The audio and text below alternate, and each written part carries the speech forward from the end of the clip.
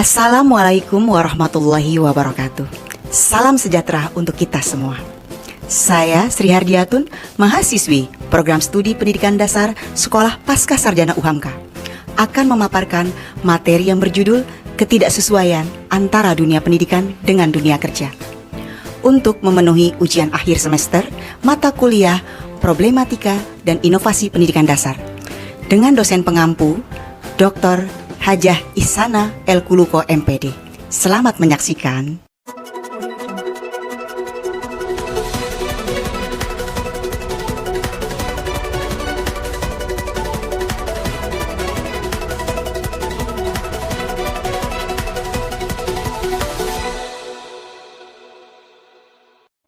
Berbicara mengenai pendidikan memang tidak akan pernah ada habisnya.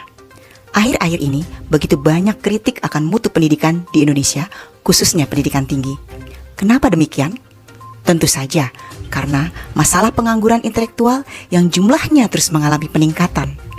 Masalah tersebut seakan menjadi pembuktian akan kebenaran mutu pendidikan tinggi di Indonesia. Semakin berkurangnya kesempatan kerja menjadikan persaingan antar angkatan kerja sangat ketat. Dari masalah ini menimbulkan pengangguran pada angkatan kerja yang belum terserap di lapangan pekerjaan. Ketidakinginan hidup menjadi penganggur berujung pada pemikiran untuk bekerja apa saja, dengan mengabaikan latar belakang pendidikan yang dimiliki, yang dalam ketenaga kerjaan umumnya disebut dengan tenaga kerja mismatch. Mari simak video selengkapnya. Banyak tamatan perguruan tinggi yang belum memperoleh lapangan kerja yang sesuai dengan latar pendidikan. Ijazah sarjana yang sudah dikantongi belum menjamin seseorang untuk langsung diterima di dunia kerja. Para lulusan perguruan tinggi dengan berbagai disiplin ilmu kesulitan untuk memperoleh pekerjaan yang sesuai dengan ijazah dan ilmu pengetahuan yang dimiliki. Asumsi pun bermunculan untuk menjawab akar permasalahan tersebut. Dari buruknya kurikulum, rendahnya kualitas pengajar, dan minimnya fasilitas dan sarana pendidikan, dan masalah keterbatasan lapangan pekerjaan. Permasalahan itu saling keterkaitan satu sama lain, sehingga diperlukan wawasan baru mengenai pendidikan untuk bisa memahami permasalahan itu lebih dalam. Sekarang ini, dunia kerja tidak hanya masalah keterbatasan lapangan pekerjaan, tapi juga mensyaratkan adanya keterampilan dan keahlian tertentu, pengalaman kerja, dan lain sebagainya. Sementara, ijazah hanyalah sekadar pelengkap persyaratan administratif. Artinya, dunia kerja cenderung mengutamakan keterampilan, keahlian, dan pengalaman kerja ketimbang ijazah. Harus diakui bahwa dunia pendidikan kita belum mampu menjembatani kebutuhan dunia kerja terkini secara komprehensif. Hal ini pula menjadi penyebab terjadi pengangguran intelektual. Perguruan tinggi pada dasarnya tidak sekadar menghasilkan sarjana, tapi yang lebih penting adalah bagaimana menghasilkan sumber daya manusia yang memiliki kompetensi keahlian dan keterampilan yang dibutuhkan masyarakat modern sekarang ini. Seperti yang kita ketahui bahwa hasil dari pendidikan tentunya akan menciptakan sumber daya manusia yang berkualitas, baik dari segi spiritual, intelijensi dan skill, dan pendidikan merupakan proses mencetak generasi penerus bangsa. Umumnya, orang berharap setelah menyelesaikan pendidikan adalah memiliki keterampilan, keahlian, dan wawasan pada satu bidang tertentu sesuai yang dipelajarinya. Ini pula yang latar belakangi setiap orang melanjutkan pendidikan di bangku perguruan tinggi agar mendapatkan pekerjaan yang layak.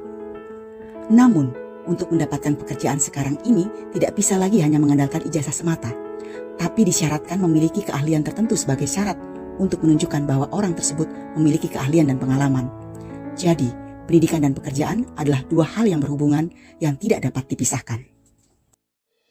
Dalam kata lain, setidaknya institusi pendidikan harus mampu mempersiapkan sumber daya manusia yang mampu menghadapi tantangan masa depan yang penuh persaingan. Bukan sekadar melahirkan sarjana. Disinilah inti dari praktek penyelenggaraan pendidikan adalah bagaimana menyelaraskan dunia pendidikan dan kebutuhan dunia kerja modern.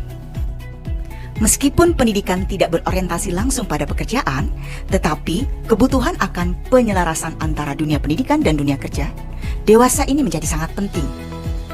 Urgennya, penyelarasan ini tidak terlepas dari kesenjangan yang jauh antara jumlah lulusan dengan jumlah kebutuhan dunia kerja, atau diistilahkan dengan dimensi kuantitas. Kesenjangan kompetensi lulusan dengan kompetensi yang dibutuhkan dunia kerja, atau dimensi kualitas. Dan perubahan kondisi ekonomi baik lokal, nasional, global, dan lead time pendidikan atau dimensi waktu. Tidak memenuhi kualifikasi pekerjaan, materi ajarannya tidak sesuai dengan kebutuhan dunia kerja, lowongan pekerjaan yang terbatas, banyaknya pekerja yang di PHK, serta minimnya kemandirian pencari kerja untuk berwirausaha adalah beberapa faktor klasik yang akhirnya melahirkan tingkat pengangguran intelektual yang masih tinggi di Indonesia. Skill atau keterampilan menjadi kebutuhan utama dalam dunia kerja kekinian. Selain itu, tuntutan perusahaan dan industri untuk lebih efisien dan lebih produktif adalah tantangan tersendiri bagi calon tenaga kerja. Perusahaan dan industri hanya akan merekrut tenaga kerja berdasarkan skill terbaik, sehingga kini tak ada batasan dari lembaga pendidikan mana dia berasal. Sebagai penyumbang terbesar calon tenaga kerja, penyelenggaraan pendidikan di perguruan tinggi harus selaras dengan kebutuhan dunia kerja dan industri, yang dijabarkan dalam kurikulum sebagai bagian dari sistem pendidikan, dan sejalan dengan tuntutan perkembangan dan kebutuhan dunia kerja. Secara implisit, kebutuhan dunia tidak hanya tentang pekerjaan itu sendiri, tetapi secara substansi dilakukan untuk memperbaiki taraf hidup. Perlu diingat bahwa terdapat 3 hal pokok yang menjadi penyebab ketidaksesuaian antara dunia pendidikan dan dunia kerja, yaitu yang pertama adalah pertumbuhan kesempatan kerja yang kecil. Faktor ini merupakan faktor yang paling mudah dilihat. Kesenjangan antara jumlah lulusan dengan lapangan pekerjaan tidak sebanding. Jumlah lulusan setiap tahun kian bertambah, sementara jumlah lowongan kerja naik tidak seberapa, bahkan cenderung stagnan. Solusi yang sering digembar-gemborkan adalah menciptakan lapangan kerja baru. Pertanyaannya, bagaimana kita dapat menambah kesempatan kerja kalau iklim usaha tidak mendukung? Yang kedua adalah kesenjangan antara jurusan atau keahlian yang ada di dunia pendidikan dengan dunia kerja. Bisa jadi jurusan yang dalam 2 dekade yang lalu outputnya banyak diserap pasar, kini sudah overflowed. Penyebabnya karena bergesernya arah dunia usaha dan perkembangan teknologi. Apabila keadaan ini tidak dicermati, sudah pasti kesenjangan itu akan semakin bertambah lebar. Solusinya adalah mengurangi jurusan pendidikan yang over kuota dan membuka jurusan baru dengan sistem dan kurikulum pendidikannya yang lebih dibutuhkan dunia kerja. Yang ketiga adalah kualitas pendidikan yang rendah. Faktor ini merupakan faktor yang susah dilihat. Dunia pendidikan kita masih mengutamakan bukti formal berupa lembaran ijazah. Kompetensi diwakili dengan selembar sertifikat. Sayangnya, kompetensi itu sering tidak terwakili di situ. Akibat kesenjangan pendidikan dengan dunia kerja menyebabkan lebih banyak orang yang bekerja menyimpang dari disiplin ilmu yang dipelajarinya. Banyak yang menggunakan kesempatan ini sebagai batu loncatan. Ada pula yang menekuni pekerjaan ini sampai dengan pensiun. Bidang pertanian yang notabene menjadi bidang yang menangani kebutuhan pokok manusia seharusnya justru bisa dikelola dengan baik dan menyediakan sangat banyak tenaga kerja. Sistem pengelolaan dan lahan penelitian bidang pertanian terpadu juga sudah banyak diwariskan oleh pemerintah kolonial Belanda. Kita bisa melihat sistem pengelolaan lahan perkebunan yang dikenal dengan model PTPN atau PT Perkebunan Nusantara. Ada juga model pengelolaan hutan tanaman jati dan pinus yang kini dikelola oleh Perum Perhutani. Bidang pertanian menyediakan sangat banyak potensi yang masih dibiarkan tertidur oleh bangsa ini.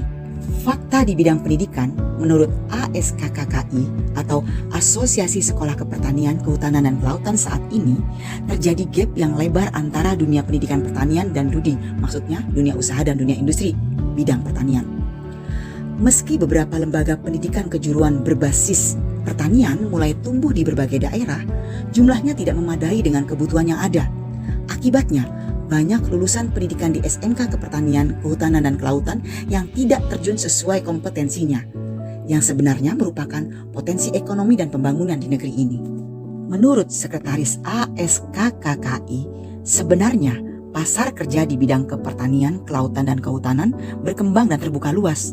Namun, pemenuhan kebutuhan tenaga kerja menghadapi kendala karena kurangnya peminat dan kompetensi yang belum sesuai akibat sekolah masih banyak mengejar teori.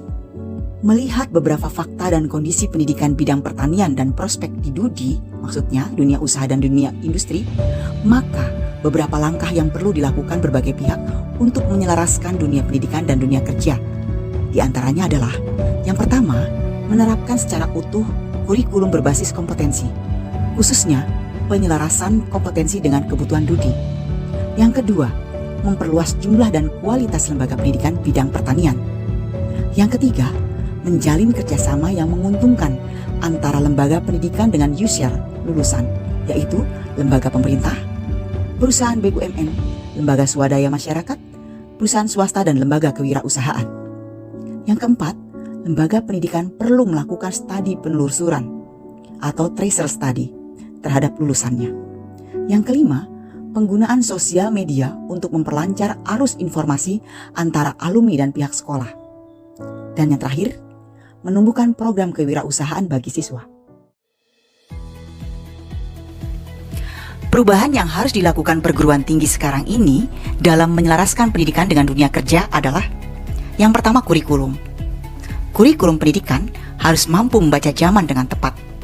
Saat ini terjadi perkembangan ilmu pengetahuan, teknologi dan sains, serta perubahan dunia kerja secara global. Hal ini menuntut dunia pendidikan untuk mampu menyelaraskan perkembangan dan perubahan tersebut. Kurikulum pendidikan harus bisa mengantisipasi tuntutan global, sehingga sifatnya harus outward bound, tidak lagi inward bound. Dengan demikian, output pendidikan akan mempunyai daya saing tinggi. Yang kedua adalah pendekatan pengajaran. Kemitraan institusi pendidikan dan pihak dunia kerja atau industri tidak hanya sekadar membina jaringan semata, namun melibatkan mereka dalam proses pengajaran di kelas. Di beberapa negara seperti Inggris, Irlandia, dan Spanyol, mereka memainkan peran yang lebih aktif dalam menggandeng komunitas bisnis lokal serta alumni. Mereka melibatkan para pengusaha sukses dan berbicara di depan para mahasiswa tentang pendidikan kewirausahaan. Hal ini bertujuan untuk menggabungkan antara pengalaman di dunia kerja serta pelibatan mereka dalam berbagai proyek. Prinsip seperti ini disebut link and match. Prinsip yang diturunkan dalam berbagai kebijakan ini menuntut adanya keselarasan antara penyiapan tenaga kerja yang dihasilkan lembaga pendidikan dengan kebutuhan dunia kerja. Dengan melibatkan pihak dunia kerja dalam proses pengajaran, diharapkan akan terjadi peningkatan keselarasan sehingga terjadi hubungan timbal balik yang saling menguntungkan. Namun demikian, yang terjadi saat ini masing-masing berjalan sendiri-sendiri. Beberapa langkah yang dapat dilakukan perguruan tinggi untuk menyelaraskan pendidikan dan dunia kerja itu adalah: yang pertama, penyusunan proyeksi kebutuhan. Pekerjaan pertama yang harus dilakukan untuk menyelaraskan dunia pendidikan dan dunia kerja adalah membangun data proyeksi kebutuhan antara kompetensi yang dibutuhkan dunia kerja dengan prediksi jumlah lulusan. Dengan sistem proyeksi ini diharapkan terdapat data yang mumpuni untuk memberikan prediksi tentang jurusan apa yang paling dibutuhkan oleh dunia kerja dalam 5 atau 10 tahun ke depan. Yang kedua, kurikulum berbasis kompetensi sesuai kebutuhan dunia kerja. Kurikulum merupakan kata kunci dalam penyelarasan dunia pendidikan dan dunia kerja. Di sini juga diperlukan adanya penetapan standar kompetensi lulusan yang disesuaikan dengan kompetensi yang dibutuhkan oleh dunia kerja. Merevisi kurikulum menjadi berbasis kompetensi sesuai dengan kebutuhan dunia usaha atau pasar kerja merupakan kemutlakan yang harus segera dilakukan oleh institusi atau lembaga pendidikan. 3. Membangun culture of doing. Dalam culture of doing, peserta didik didorong untuk terlibat dengan dunia nyata, menganalisis segala sesuatu yang terjadi dan menghubungkan dengan pembelajaran yang telah mereka terima.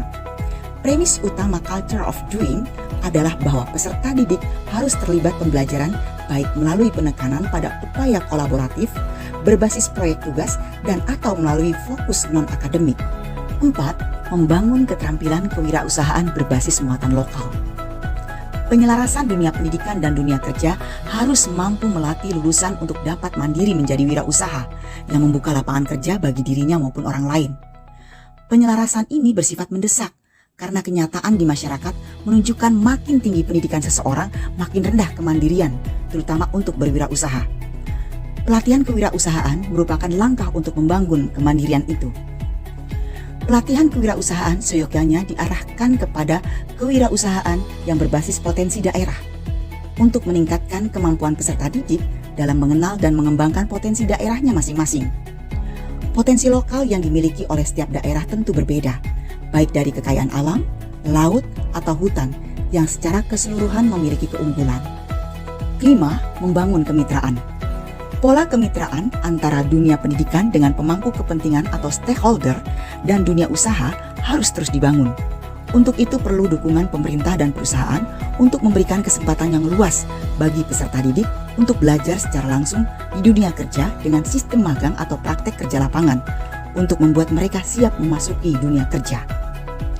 Dalam membangun kemitraan ini, perguruan tinggi harus memberikan praktek kerja kepada peserta didik yang berorientasi pada persiapan peserta didik untuk siap kerja. Ini mungkin tidak terlepas dari hal mendasar dalam kemitraan, yaitu waktu. Jadi, porsi waktu magang harus besar agar peserta didik dapat menyerap ilmu dari luar sekaligus dapat menerapkan pelajaran mereka secara nyata.